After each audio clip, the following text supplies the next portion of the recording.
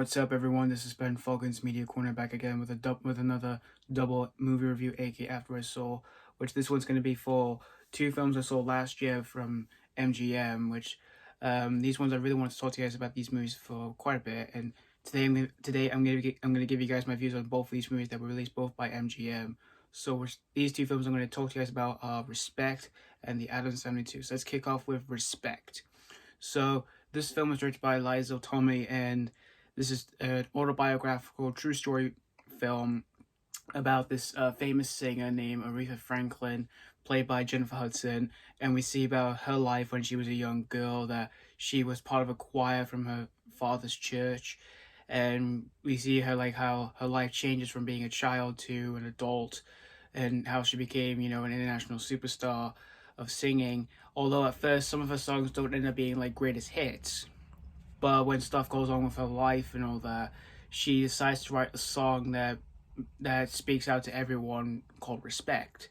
And we see that song become more popular, and how her life gets more bigger than ever, while some stuff that's like troubling her with her life outside of her music career. So that's pretty much the story of Respect. Now, I don't know much about Aretha Franklin. I've never heard much of her songs, though. I know quite a few of her songs, but I just mostly am familiar with, like, the most, like, iconic legendary singers of all time, like Michael Jackson, Queen, and stuff like that. But when I heard we were getting a movie about this singer, I started listening to a few of her songs before seeing this movie, and I did listen to her most iconic song, which is the title of this movie, Respect. And I could say it's such an iconic song. And I didn't know much of any of the people who were in this movie, and I was surprised with a few other people who were in this movie, other than having Jennifer Hudson as the main star of the film. You've got Marlon Wayans, who you may know his background of being, like a crazy comedian, and you've got Oscar winner Forest Whitaker and some other people. And I was looking forward to seeing what they were going to do for a film like this one. And this movie was released back in August of last year in the US, but we didn't get this film until September. So I went to see this on opening day in September, and my screening wasn't really that packed. There was tiny few people who were seeing this movie with me. There was only like 4 people seeing this movie with me. And after seeing this film, I definitely had a pretty good time with Respect. This was definitely a pretty good musical biopic here.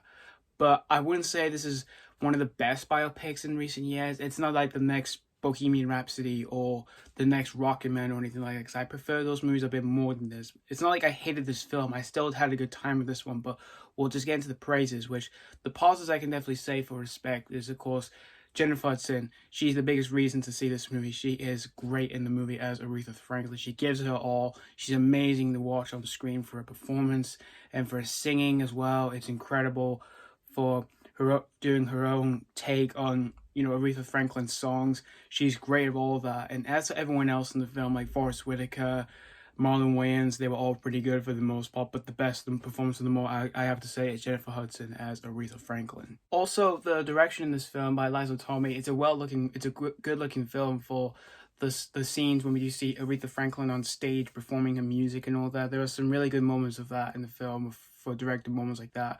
And the costumes as well are really good. They're great to look at on screen. But the issues I do have with this film is that the runtime, I kind of found the runtime being a bit too long. It's 2 hours and 25 minutes. I kind of wish it would have been I kind of wish this film could have been cut short, because there are moments in the film where it does kind of drag on from scenes that they don't seem interested in. There were some moments like that. I just kind of wish the runtime being a bit cut short, despite being way too long. And the storytelling in this film, the storytelling isn't all bad. It's good, but there are some moments of its storytelling that, like, one part of its storytelling I kind of found repetitive. It's where we see Aretha Franklin and her husband, they always argue and all that, and her husband's being really abusive towards her and all that. When we see scenes like that, it got too repetitive for me, and it was too difficult to watch.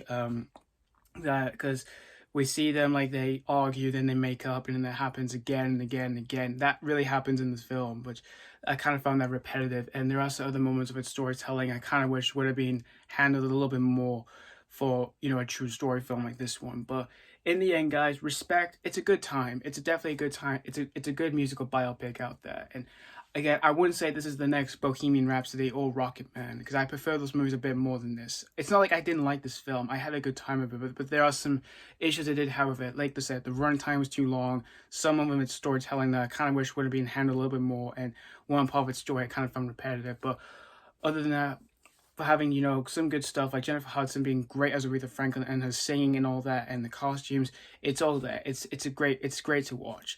And if you're a fan of Aretha Franklin's songs, or you're a fan of Jennifer Hudson, you maybe have a good time with this one. This will definitely be a good cup of tea here. And if you miss your chance to see this in cinemas, it is available to rent on any app of your choice here. I'm going to give Respect 3.5 out of 5. Now let's move on to The Addams Family 2. So this is the sequel to the 2019 animated film The Addams Family, which I did see that one back in the cinemas in 2019, and I thought that was an alright film. So now we have a sequel to this film, and it's directed by the same people who made the first film, Conrad, Vernon, and Greg Tiernan, who made the first one, and has the original cast coming back to do this one, except for Finn Wolfhard. So in this sequel to The Addams Family, we see the Addams Family are back, and this time we see that the whole family is not getting along with each other. Like it's mostly with the kids. You know, Wednesday and Pugsy and all that, they're not getting along with the family at the moment until for Gomez and Morticia, they decide to have a road trip together as a family, and so that the whole family can stick together as a family and can get along with each other. And meanwhile, there's some things that's going on with the family, like for what it's mainly Wednesday. It's kind of like focusing on the whole storytelling of Wednesday in this film, because it kind of shows the she doesn't even know if she's actually she doesn't even know if she's actually an official member to the family or not, because there's this lawyer guy voiced by Wallace Shawn who's after them, because there's this evil scientist voiced by Bill Hader who's claiming that Wednesday is his daughter and all that, and stuff like that goes on in the film, and there's some bunch of subplots going on in this whole film, like Wednesday, if she doesn't thinking that is she really an Addams Family member or not.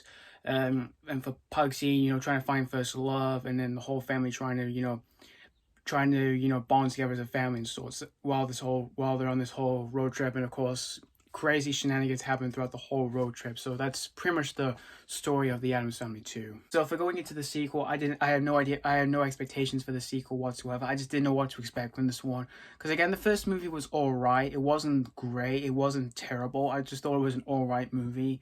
Again, I want to see that. Like I said, I want to see that in the cinemas back in 2019, and it was all right. And even I heard we were getting a sequel to this straight after I saw the first movie, which was pretty quick and pretty strange at the same time. So when the trailers dropped by for the sequel, again, I just didn't know what to expect from this one. I didn't know if this was going to be okay, or if this was just going to be a piece of garbage. So I went to see this 2 days after it was released in the UK, because I was going to go and see it on opening day, but I was busy. I got held up at work, and they needed my help, since a lot of people were trying to see this movie as well as No Time to Die. So I went to see this 2 days after it was released, and after seeing it, was the sequel worthy of another one? Not really, because this movie was just terrible. I didn't really like this movie whatsoever. Well, the animation in this film wasn't too bad for a cartoony style film like this one, but it's just the way it's directed I just didn't really like, because to me it just didn't feel like a movie that was released in cinemas. It just kind of felt like it would have been straight to TV, like say released on like say Nickelodeon or Cartoon Network or anything like that. It just felt like that to me.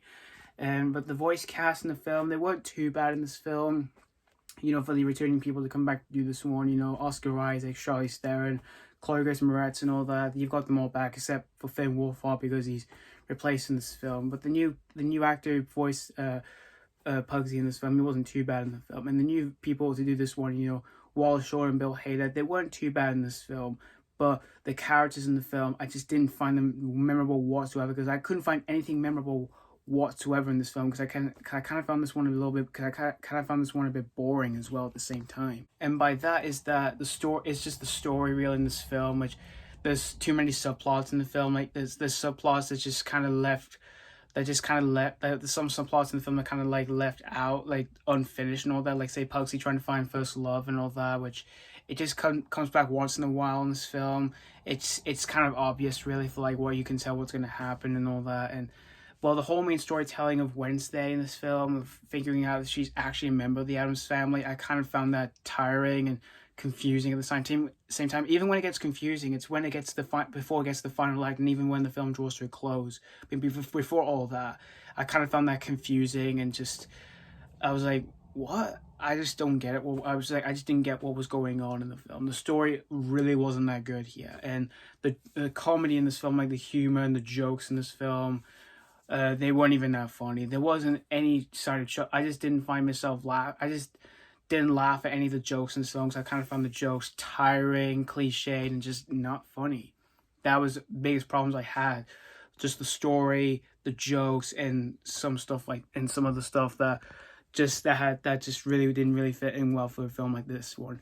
And I would say this is probably an unnecessary animated sequel I've ever seen, next to Sherlock Gnomes, because that sequel really wasn't that good, but this sequel here just really was unnecessary. But if you're a fan of the first movie, if you were a fan of the first movie, if you're a fan of any of the cast, or if you're just a diehard fan of the Addams family since you were introduced to your childhood, you may have a good time with this one, but I don't know. I just don't know what way to recommend this film, because I just don't really recommend this film whatsoever, because this has got to be one of the worst animated films I've ever seen of 2021 for myself. And I'm going to give this movie a 1 out of 5.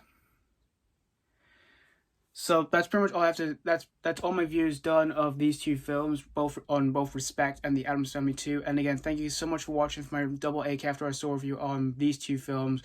Let me know what you think of both these films, if you have seen these already, or if you've just recently seen them. For Respect, did you had a good time with it, or was this not really a cup of tea? And for the Addams Family 2, did you had a good time with this one, or was this not really a popcorn treat here? So thank you guys so much for watching. Stay tuned for more reviews, and as always, this has been Foggins Media Corner signing off.